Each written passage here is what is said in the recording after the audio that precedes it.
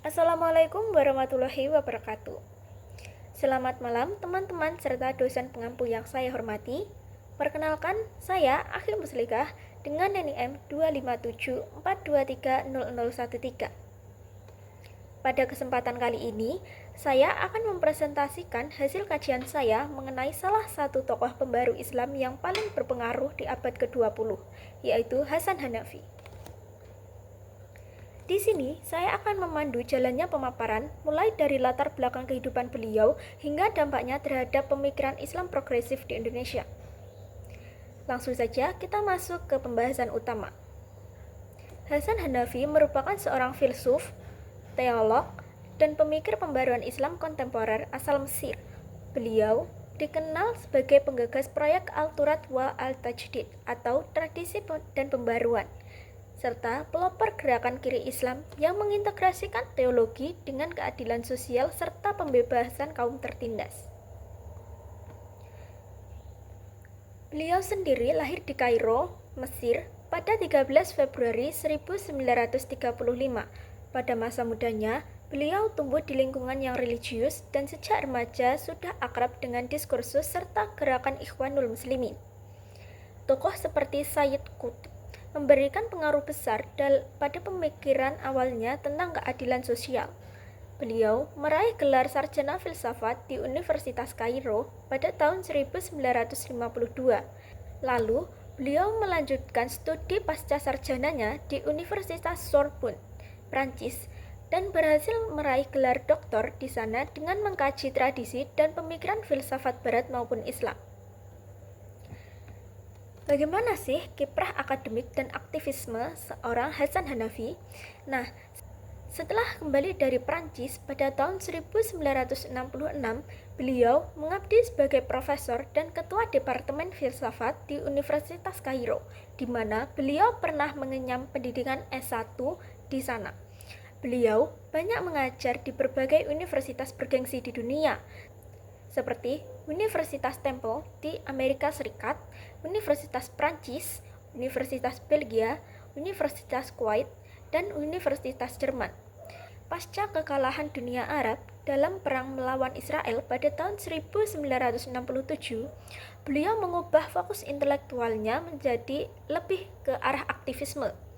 Beliau menggunakan filsafat sebagai alat perjuangan untuk membangkitkan kesadaran umat.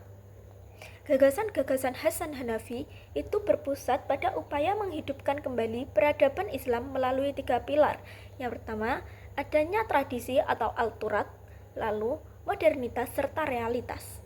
Proyek Al-Turat wal Al-Tajdid, beliau menolak sikap masa bodoh terhadap sejarah maupun sikap mendewakan masa lalu atau taklid. Tradisi harus dikonstruksi ulang agar relevan menjawab tantangan zaman modern. Lalu yang kedua adalah kiri Islam atau Al-Yasar al-Islami. Gerakan pemikirannya yang progresif menyuarakan teologi pembebasan Islam. Teologi ini berupaya membebaskan umat Islam dari keterbelakangan, penindasan, feodalisme, kapitalisme, dan imperialisme barat dengan semangat tauhid. Lalu, oksidentalisme. Apabila Barat memiliki orientalisme atau ilmu tentang ketimuran, Hanafi itu membalik konsep tersebut dengan menciptakan oksidentalisme, yakni sebagai kajian kritis umat Islam terhadap peradaban dan modernitas Barat untuk menyaring mana yang bermanfaat dan mana yang destruktif. Di semasa hidupnya, beliau sudah menulis dan menerbitkan puluhan buku dalam bahasa Arab, Prancis, dan Inggris. Dan beberapa karya yang paling fenomenal adalah Al-Turat wa Al-Tajdid atau Tradisi dan Pembaruan, Min Al-Aqidah ila Al-Taurah, Dari Akidah Menuju Revolusi, sebuah ensiklopedia teologi Islam yang merombak ulang ilmu kalam klasik. Lalu, yang ketiga, Muqaddimah fi al-Istiqra, mengantar ilmu oksidentalisme. Beliau wafat pada tanggal 21 Oktober 2021 dengan meninggalkan warisan pemikiran yang sangat besar bagi diskursus Islam modern, kajian hermeneutika, dan sosiologi agama. Transformasi fase hidup Hasan Hanafi dibagi menjadi 3. Perjalanan intelektual Hasan Hanafi dapat dibagi menjadi 3 tipe krusial yang membentuk karakteristik pemikirannya. Yang pertama, fase aktivisme kamar yang dimulai sejak tahun 1935 sampai 1956.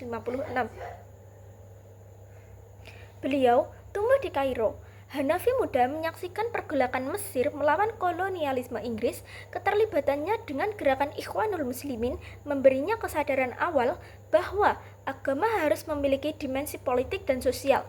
Namun, beliau segera merasa bahwa gerakan tersebut terlalu dogmatis dan kurang memiliki landasan filosofis yang kuat. Di fase kedua, yaitu fase asimilasi Barat di Sorbonne, dimulai pada tahun 1956 dan diakhiri pada tahun 1966. Selama 10 tahun di Prancis, beliau melakukan penjelajahan intelektual yang cukup masif. Beliau mendalami filsafat Barat seperti Spinoza, Kant, Hegel, Marx, dan Husserl. Di bawah bimbingan orientalis Robert Braithwaite, beliau menulis disertasi monumental tentang usul fikih menggunakan pendekatan fenomenologi.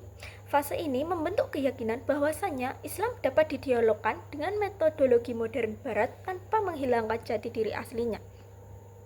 Di fase yang terakhir, yaitu fase kepulangan dan krisis, dimulai pada tahun 1966 dan diakhiri pada tahun 2021,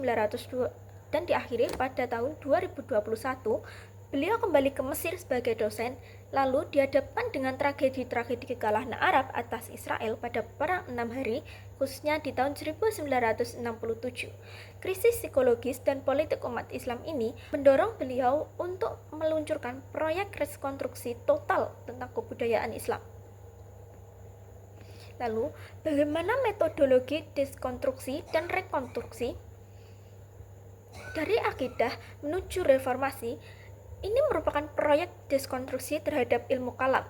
Beliau menilai teologi klasik bersifat pasif karena terlalu fokus pada perdebatan esensi Tuhan dan takdir, yang seringkali melegitimasi kekuasaan penguasa yang zalim. Tujuannya ialah mengubah teologi menjadi teosentris, yang berpusat pada langit dan Tuhan, menjadi antroposentris, yang berpusat pada bumi dan seisinya atau manusia. Konsepnya itu seperti sifat-sifat Tuhan seperti Al-Adl dan Al-Qadir harus diterjemahkan menjadi aksi nyata manusia untuk menegakkan keadilan sosial dan melawan penindasan di dunia nyata. Kritik beliau terhadap eurosentrisme melalui oksidentalisme. Beliau melihat bahwasannya umat Islam mengalami inferioritas yang akut di hadapan peradaban Barat. Tujuannya mematahkan hegemoni epistemologi Barat apabila Barat menjadikan Timur sebagai objek studi lewat orientalisme, maka umat Islam harus menjadikan Barat sebagai objek studi lewat oksidentalisme.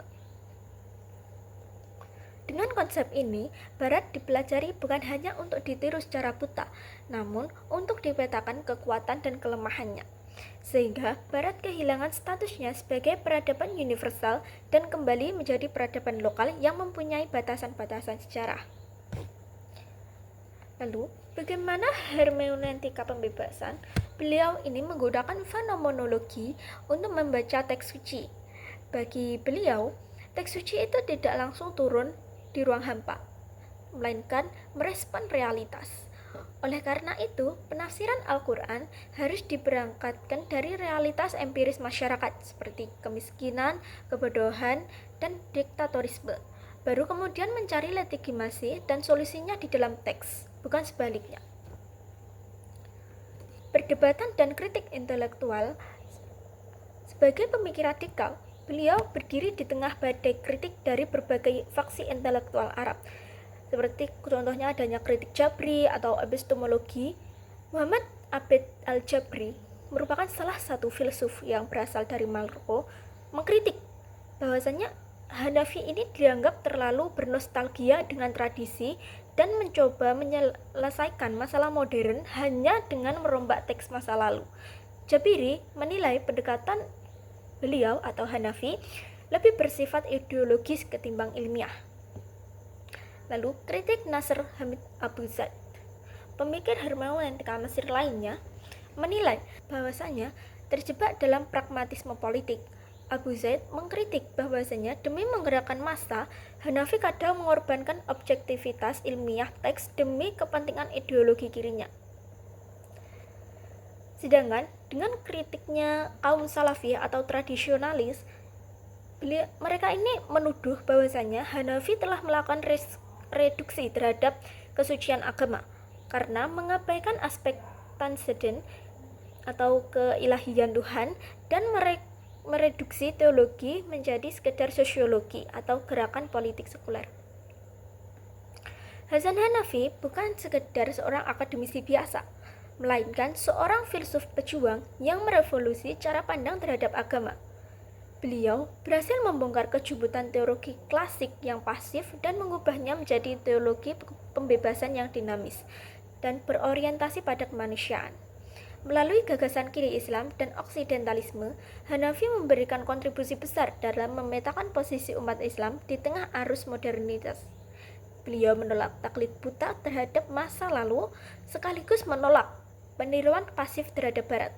Bagi beliau, esensi tertinggi dari tauhid adalah ketika keadilan sosial berhasil ditegakkan dan kaum tertindas berhasil dibebaskan dari segala bentuk hegemoni politik maupun ekonomi. Sebagai penutup, Hasan Hanafi telah membuka mata kita bahwasanya perjuangan keadilan dan membela kaum tertindas adalah inti dari tauhid itu sendiri. Memahami pemikirannya berarti kita itu belajar untuk tidak terjebak dalam romantisme masa lalu sekaligus tidak mengekor secara buta pada modernitas barat. Demikian presentasi yang dapat saya sampaikan. Terima kasih atas perhatiannya. Wassalamualaikum warahmatullahi wabarakatuh.